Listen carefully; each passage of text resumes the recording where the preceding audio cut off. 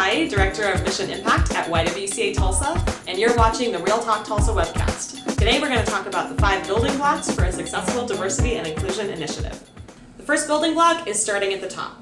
You need your CEO, your director, your executive director, and your managers on board so that they are clearly demonstrating that this is a priority. Diversity and inclusion is a culture change, and your culture starts at the top. Your director set it, and your managers drive it. So unless you have full buy-in from top to bottom, you're not going to have a lot of success. The second building block is making it relevant. You really need to demonstrate how a diversity and inclusion initiative will help further all of your other organizational goals. When you start with a really specific business case, you're demonstrating why this should be a core priority. So think about, are you trying to expand your clientele? Or maybe your constituents have changed. Are you trying to recruit a different type of workforce? Or are you just trying to drive sales? Regardless of what your goals are, it's really helpful to link your diversity and inclusion initiative to it so you can demonstrate that this is critical rather than just another thing on the side. Building block number 3 is making an investment. Whether it's time, money, meetings, personnel, or other resources, this kind of initiative is going to take an investment. So don't just assign diversity and initiative to that staff member who already has an entire full-time job.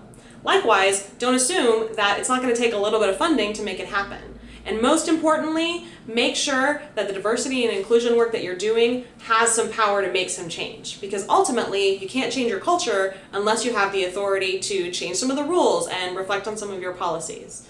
Building block number 4 is be in it for the long haul.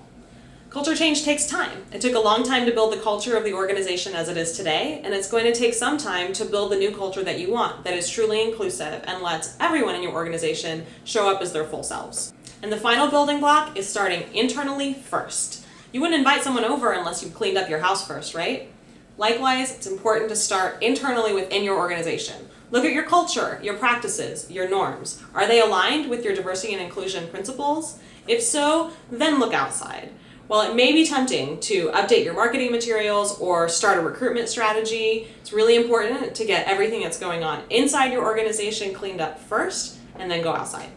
So if you're starting a diversity and inclusion initiative, be sure to start with these 5 building blocks so that you can have a really strong foundation. Thanks for watching. I'm Tahai with YWCA Tulsa, and this has been the Real Talk Tulsa Webcast.